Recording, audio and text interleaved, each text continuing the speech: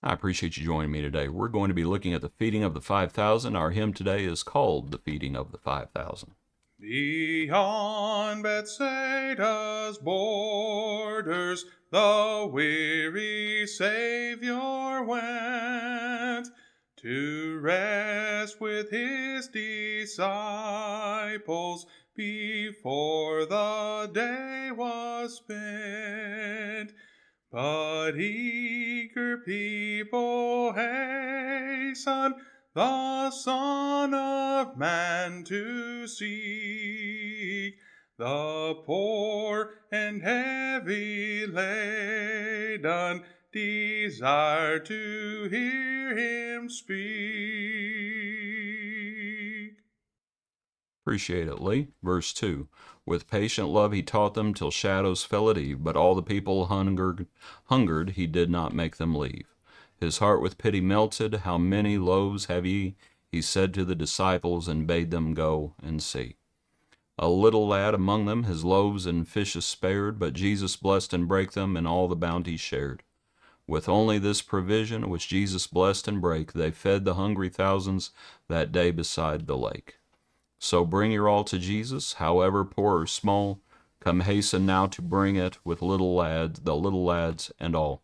'Tis not the gifts we offer that help the world today, but Jesus' blessings on them that sends them on their way. Okay, let's look in Mark 6, verse 30.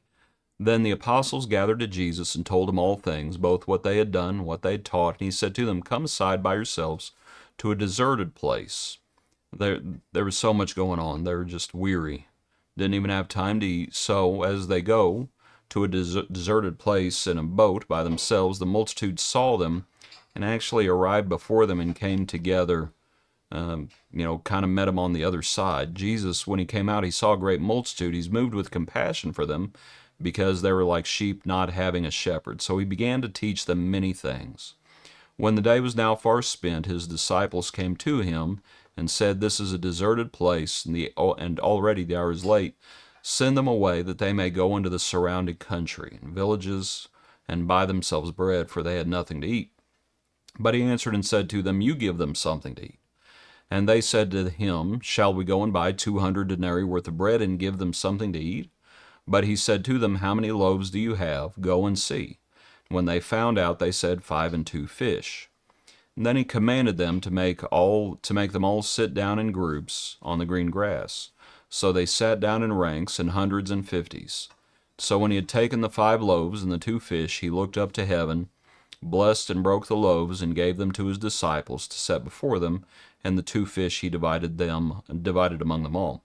So they all ate and were filled, and they took up 12 baskets full of fragments and of the fish. Now those who had eaten the loaves were about 5,000 men. Okay, we're looking at Mark's account, but the parallels, of course, talk about the little boy. But what points might we consider from the account? Well, one is this. The Lord had been teaching them many things. And sometimes folks forget that. This is at the end of the day. And all of those people were there, and Jesus had been teaching them. Now, I know in John chapter 6, the Lord's going to teach them once again. They're going to come looking for the food for their belly, these same people, and the Lord's going to teach them again, and they don't like the Lord's teaching there, and they leave. A whole lot of them. Many disciples walked with him no more. But he taught them many things. And that's what really matters. When you think about it, they could eat those they ate those loaves and fish, and what were they? They were hungry again. It's the Lord's word that satisfies. It's the Lord's word that satisfies ongoing, if you will, on an ongoing basis. But anyway, so back to the account. So he's teaching them many things. Verse 34. And so as the day's spent, his disciples come to him and say, It's a deserted place, send them away. And he answers and says to them, You give them something to eat. And they say, Should we go buy all that? And he says, How many loaves do you have? Go and find out. and he commanded them to make them all sit down in groups in the green grass. You know what he's doing? He's still teaching. People always want to focus on the loaves and the fish. He's still teaching, isn't he? He's still teaching them. He's not done with the lesson. They say, do you want us to send them away? He says, don't send them away. You give them something to eat. He doesn't just say, I'll feed them. He says, you give them something to eat. And he's still teaching. He has them sit down in ranks. He has them, actually.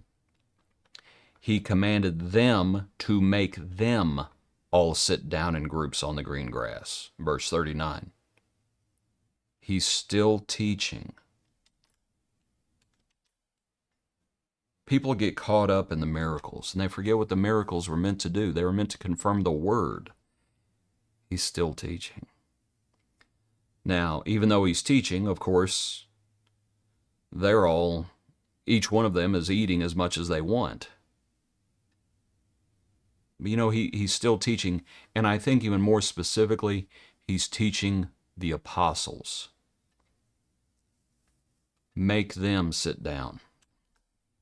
He commanded them to make them sit down in groups on the green grass. So they sat down in ranks in hundreds and fifties. You might think about decently and in order.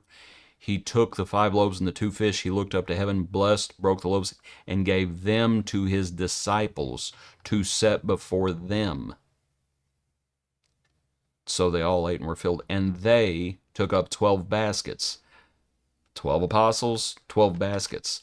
Did the Lord not know how much to make? Of course the Lord knew how much to make.